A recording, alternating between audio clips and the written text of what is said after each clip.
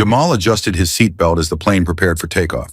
It was his first flight in business class, a reward after 5 years of building his tech company from scratch. He dressed simply, in a clean shirt and jeans. Nothing flashy. But his presence alone seemed to bother the woman seated beside him. Her name was Victoria, sharp face, blonde bob, and an attitude that could freeze fire. She didn't even try to hide her discomfort. She called the hostess within minutes. "Excuse me," she said loudly. "I think I'm in the wrong seat. I was supposed to sit next to someone respectable." Jamal glanced at her, confused but calm. "I believe this is your seat, ma'am," the hostess replied kindly. Victoria forced a tight smile and sat, arms crossed, legs angled away from Jamal like he was contagious. Jamal pulled out his tablet to read, trying to ignore her, but she kept glancing at him like she was waiting for a reason to pounce. The plane had barely hit cruising altitude when Victoria struck. She sat up suddenly and shouted, "My wallet! My wallet is gone!" Heads turned. Passengers looked up from screens and magazines. Jamal glanced at her, startled. Victoria pointed directly at him. "He took it. He was fidgeting near my bag. I saw him." Jamal's mouth fell open. "What? I haven't touched anything. Why would I?" The hostess rushed over, already tense. "Ma'am, are you sure it's missing?" "Yes," Victoria hissed. "It's a black leather wallet. It was just here." Jamal sat still, hands in plain sight. He didn't even look angry, just deeply hurt. "I didn't take anything," he said softly. The hostess knelt down to check under the seats. Moments later, she pulled out the wallet. "It was under your own seat, ma'am." Victoria didn't apologize. She folded her arms like she'd still been wronged. "He must have dropped it." The hostess hesitated, then walked away. Jamal stared out the window in silence. The air was heavy and tense. Everyone saw what had just happened, but no one said a word. As the hours stretched on, so did Victoria's bitterness. She kept stealing glances at Jamal like he was an invader. Finally, she leaned in close and whispered, "You people think money can buy class, but class is something you're born with." Jamal blinked. Slowly, his voice was calm. "What exactly do you mean by you people?" Victoria smirked. "Don't play dumb. You know." Jamal took a deep breath. His mother had always told him, "A calm spirit rattles loud demons." He turned to face her fully. "You don't have to like me, but accusing me falsely and now insulting me, that's not class, that's cowardice." Her face twisted. "How dare you speak to me like that?" "Because I'm human," he replied. "And unlike you, I don't see people by their skin color." A few nearby passengers glanced over. Some looked embarrassed. Others clearly heard everything. But no one interfered. Victoria turned red, then white. "I want to speak to the pilot," she snapped. "Now!" Jamal raised an eyebrow. "You sure about that?" "Oh, I'm very sure," she sneered. "Let's see who's really in charge here." Victoria stormed down the narrow aisle, heels clacking like war drums. Passengers watched, wide-eyed. Some whispered, others filmed. Jamal remained seated, calm, eyes closed like he was meditating. A flight attendant rushed forward. "Ma'am, you can't go to the cockpit." "I need to speak with the pilot," Victoria demanded. "There's a situation involving safety and behavior. That man is aggressive and threatening." "Ma'am, please lower your voice," the attendant said. "The captain will come to you." Moments later, the cockpit door opened. Out stepped Captain Amara Ease, a poised, sharp-eyed black woman in full pilot uniform. Her short, natural hair framed a face carved with confidence. Victoria froze. Amara gave a calm nod. "You asked to see me?" Victoria blinked. You're the pilot?" "Yes," Amara said, her voice strong. "Captain Amara Ease. Is there a problem?" Victoria stammered. I think I'm on the wrong flight." Amara didn't blink. "This is Flight 207, international route to Atlanta. Unless you boarded by mistake, you're right where you belong."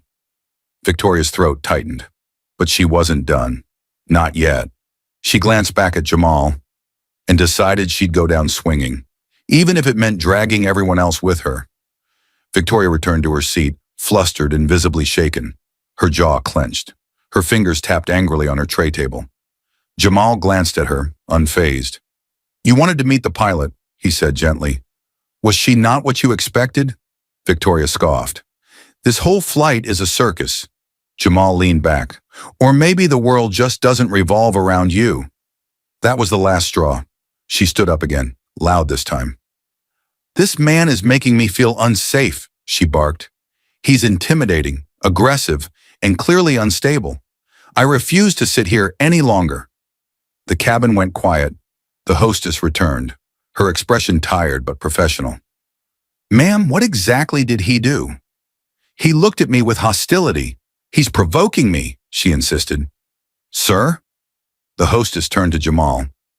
Jamal simply raised his hands. I've said nothing. I haven't moved. Please check the footage. Victoria's eyes widened. Footage? Yes, the hostess replied. Business class is equipped with passenger-facing cameras.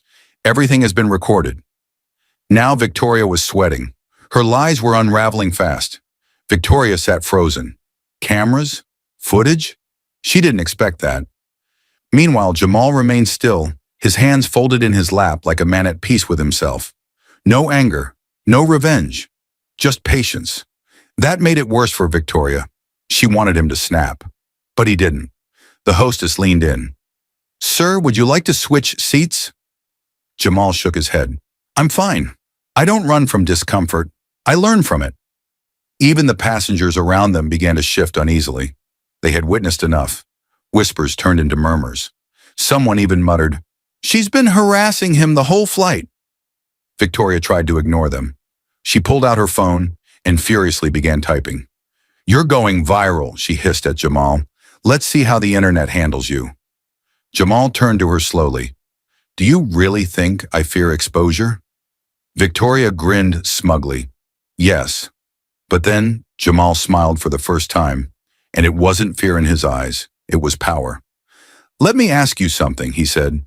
Have you ever been on a plane, owned by the person you just tried to destroy? Victoria blinked. What are you talking about? But her confidence wavered. The tension around seat 3A was now so thick you could slice it. Victoria squirmed.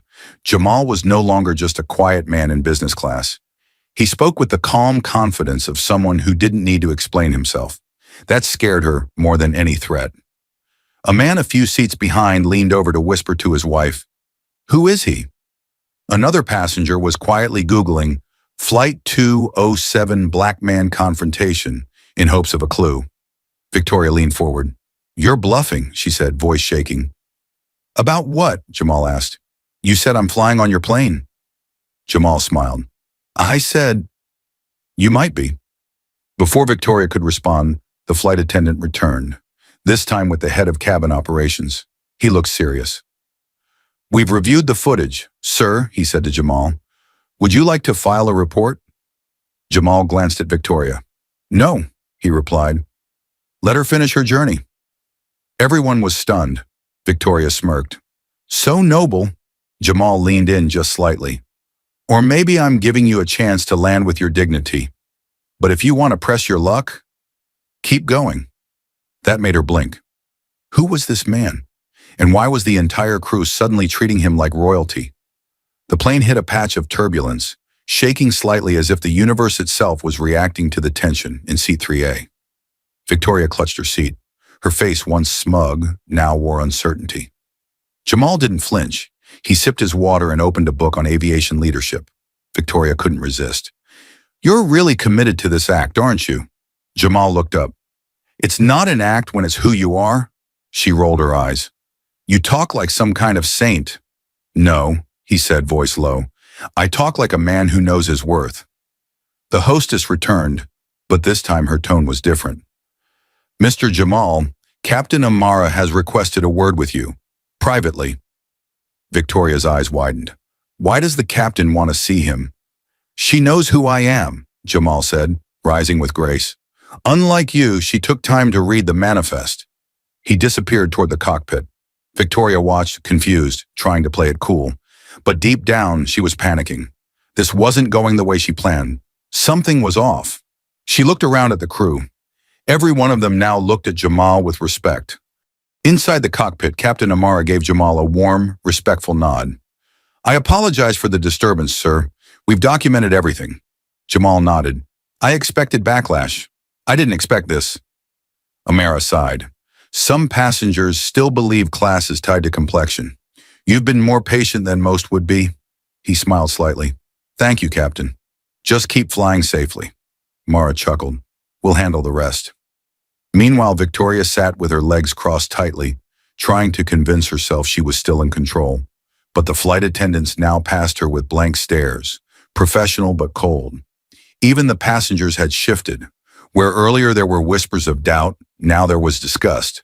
One older man leaned forward and whispered, "You owe that gentleman an apology." She ignored him, lips pursed. Then Jamal returned to his seat, calm, relaxed. "Enjoy the rest of your flight," he said casually. Victoria snapped. "Why are you doing this? Trying to embarrass me?" Jamal looked her dead in the eyes. "Number. But I warned you earlier. There's still time to land with dignity." Victoria scoffed. "You're bluffing. I know your type. Big words, no power." Just as the seatbelt light blinked off, a chime echoed through the cabin. Ding. "Ladies and gentlemen," Captain Amara's voice flowed through the speakers, cool and confident. "We will be making a brief stop due to a disruptive passenger. Authorities will meet us on the ground shortly. We apologize for the inconvenience." Gas rippled through the cabin. Victoria's smile cracked. "What? What does she mean by that?" she asked the hostess, who now stood by her row, face unreadable. "Ma'am, please gather your belongings," the hostess said. "You'll be asked to disembark for further questioning." Victoria's voice trembled. "Wait, are you saying I'm being removed?" "Yes, ma'am," the hostess said simply. Victoria turned to Jamal, panicked. "Did you do this?" Jamal calmly shook his head.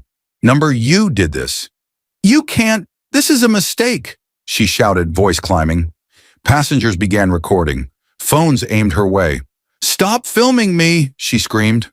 But no one stopped, because karma was live.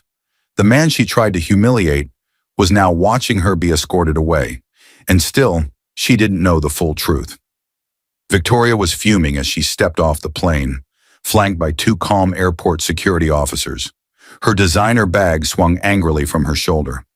"This is ridiculous," she hissed. "All of this because of him?" Inside the cabin, murmurs filled the air. Passengers whispered, some clapped quietly. Jamal hadn't said a word. His silence was louder than her tantrum. As the crew reset for takeoff, the lead flight attendant leaned over to Jamal. "Would you like to make the announcement now, sir?" Jamal nodded. He stood, straightened his collar, and picked up the intercom. "Ladies and gentlemen, thank you for your patience," he began. "I'm Jamal Abbasi, CEO of Abbasi Air. Today was supposed to be a routine flight, but unfortunately, some people still measure worth by skin tone, not character." A wave of gas and surprised laughter rolled through the cabin. Jamal continued, "Let this be a reminder. We all fly the same sky, but not everyone rises with grace." Back outside, Victoria stood by the terminal windows, watching the plane taxi away. She had been removed by the very man she tried to tear down, and now his plane soared while she was grounded, literally and permanently. Victoria stood still, watching the plane rise into the clouds. Without her, her face, once smug and superior, was now ghost white. Her phone buzzed wildly in her bag. She was trending, but not in the way she wanted. The video of her meltdown had already hit social media. Racist passenger kicked off flight. Turns out victim was the airline CEO. Millions were watching, thousands were commenting, and no one was on her side. Inside the cockpit, Captain Amara turned to Jamal. "You handled that with more grace than most men I know." Jamal smiled faintly. "People like her expect us to react. I chose to lead."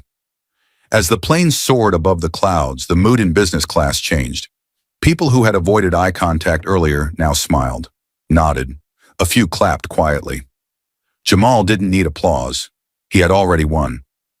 On the ground, Victoria was being escorted out of the terminal. A reporter shouted, "Any comments about being removed from your own CEO's flight?"